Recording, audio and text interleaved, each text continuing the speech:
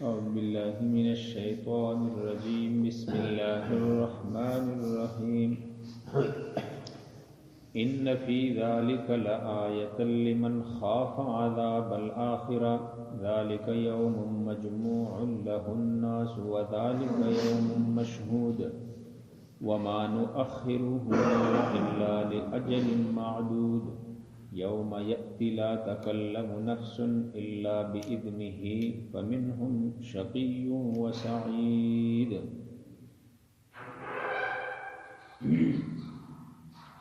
ان فی ذلک لآیا، بے شک ان واقعات میں لآیت نشانی ہے، عبرت کی، لمن اس شخص کے لیے خاف عذاب الآخرہ جو ڈر رہا ہو آخرت کے عذاب سے، ذالک یوم یہ وہ دن ہے، مجموع لہ الناس جس میں سب لوگ جمع کیے جائیں گے، وذالک یوم اور یہ وہ دن ہے، مشہود جس میں سب حاضر کیے جائیں گے، وما نؤخرہ اور ہم اس کو مؤخر نہیں کرتے، الا لاجل معدود مگر ایک متعین اجل وقت کے لیے، یوم یأتی اور جس دن یأتی لائیں گے ہم اس دن کو، لا تکلم نفس کوئی بندہ کوئی شخص بات نہیں کر سکے گا، الا باذنہ مگر اللہ کی اجازت سے، فمنہم شقی پس ان جمع شدہ لوگوں میں سے شقی کچھ بدبخت ہوں گے، وسعید اور کچھ نیک بخت۔ ان فی ذلک لآیۃ لمن خاف عذاب الآخرہ، اس سے پہلے اسی صورت کے اندر بہت سارے انبیاء کا تذکرہ اور ان کے امتوں کے واقعات اور ان پر آنے والے بڑے حادثات کا اور بڑے جو ہیں ہیبتناک قسم کے واقعات کا ذکر تھا۔ یہ جو واقعات اللہ تعالیٰ بیان کرتے ہیں، مختلف قسم کے حالات سے اللہ اپنے بندوں کو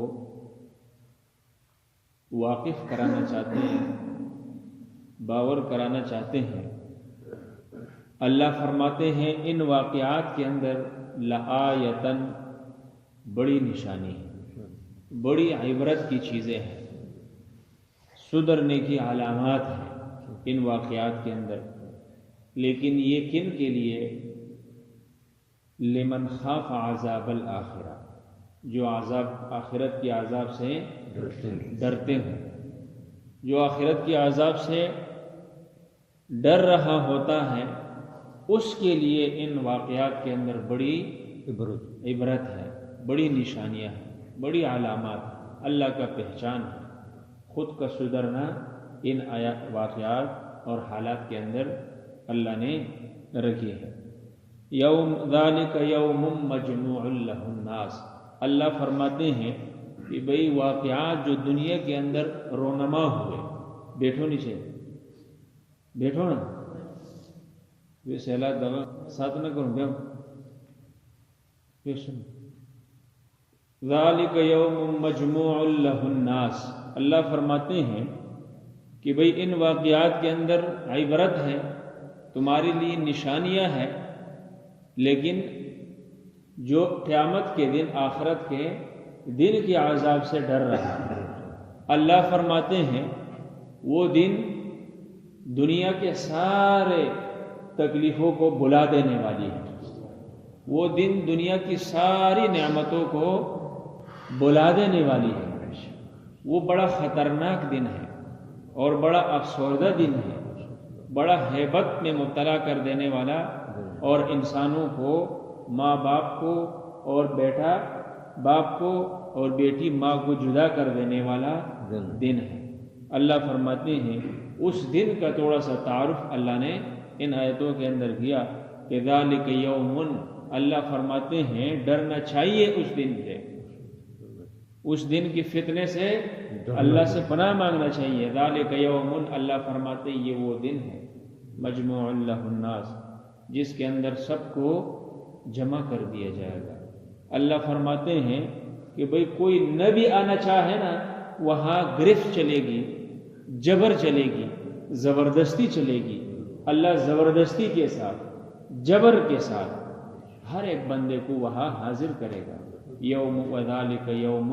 اور یہ وہ دن ہوگا مشہود جس میں سب رو برو اللہ کے سامنے حاضر کیے جائیں گے. کوئی نہ بھی آنا چاہے نا، لیکن چھپ نہیں سکے گا. وہ چھپ اس لیے کہ چھپنے کی جگہ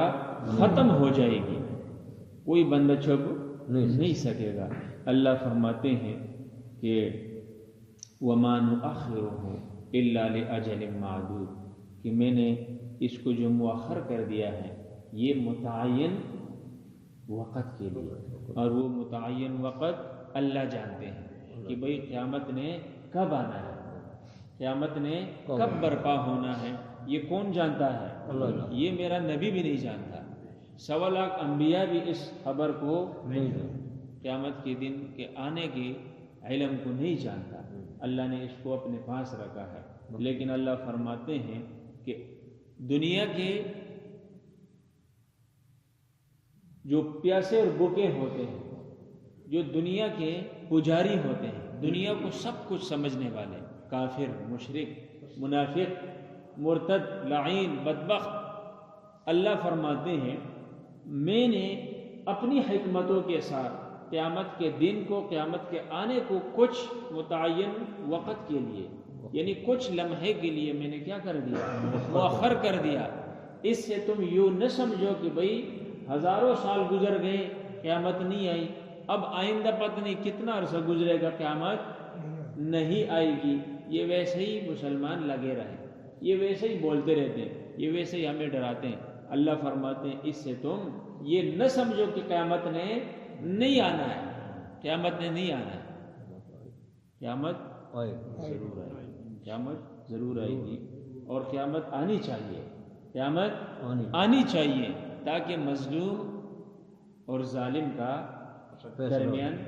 فیصلہ کیا جا سکے، کافر اور مسلمان کے درمیان فرق واضح کیا جا سکے، اور مسلمان کو اپنے اسلام اور ایمان کا صلہ مل سکے، اور کافر اور مشرک کو اس کے کفر کا جزا مل سکے، اس کو اس کا سزا مل سکے. اس لیے کہ عام طور پر مسلمان یہاں امتحان کی چکی میں پس رہے ہوتے ہیں، اور کافر مشرک اس دنیا میں بڑے مزے کر رہے ہوتے ہیں. مسلمان دیکھ کے انسان فطرت ترس رہا ہوتا ہے. اللہ نے وہاں مسلمان کو اونچا کرنا ہے، مسلمان کو عزت دینی ہے، اور کافر کو پسپا کرنا ہے، کافر کو ذلیل کرنا ہے، رسوا کرنا ہے. ٹھیک ہے نا؟ تو ہونا چاہیے. لیکن اللہ تعالیٰ اپنی رحمت خاصہ میں ہم سب کو داخل فرمائے. اللہ تعالیٰ اپنی غضب اور قہر سے اور خصوصاً حساب کتاب سے اللہ ہم سب کی حفاظت فرمائے. تو کہا وَمَا نُؤَخِّرُهُ إِلَّا لِأَجَلٍ مَّعْدُودٍ، اس کے اندر حکمتیں ہیں. یوم یأتی، اللہ فرماتے یہ وہ دن ہوگا، یأتی جب وہ آئے گا تو لا تکلم نفس، کوئی شخص، کوئی جان، کوئی نفس، کوئی کلام نہیں کر سکے گا. اللہ فرماتے ہیں کہ بھئی یہ ابتدائی وقت ہے. یہ کیا ہے؟ ابتدائی وقت ہے. اب 50,000 سال پر مشتمل دن، اور جس کو یوم الحساب، یوم الجزا کہا گیا ہے، جہاں جہنم اور جنت کے فیصلے ہوں گے، جہاں کفر اور اسلام کے درمیان میں اور اعمال پر بندوں کے ساتھ. اب وہ دن شروع نہیں ہوا، لیکن اسرافیل نے پہلے پونک مار دی، پہاڑ اڑنے لگے، اور سورج مغرب سے طلوع ہونے لگا، اور زمین تانبے کی بننے لگی. اور جب پہلا سور اللہ پونکے گا، اسرافیل علیہ السلام پونکے گا، تو اللہ نے کیا فرمایا؟ وَمَا نُؤَخِّرُهُمْ إِنَّمَا نُؤَخِّرُهُمْ لِيَوْمٍ تَشْخَصُ فِيهِ الْأَبْصَارُ. جب پہلے پونک اسرافیل علیہ السلام مارے گا تو لیومن، یہ اس دن کے لیے اللہ فرماتے ہیں یہ اس دن کے لیے میں نے مؤخر کر دیا قیامت کو، تشخص فیہ الابصار، باپ کی نگاہیں بھی آسمان کی طرف اٹھی ہوئی ہوگی،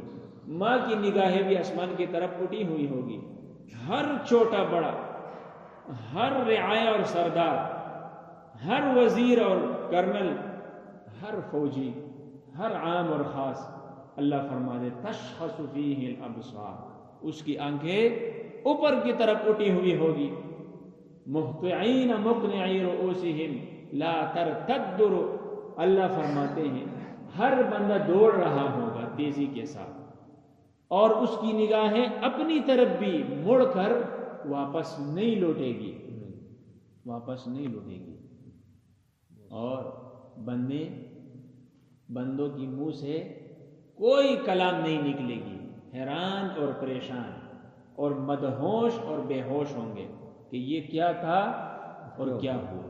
اللہ معاف فرمائے، بڑا خطرناک دن ہے، اللہ اس سے ہماری نسلوں کی حفاظت فرمائے۔ تو کہا کہ یوم یأتی لا تکلم نفس،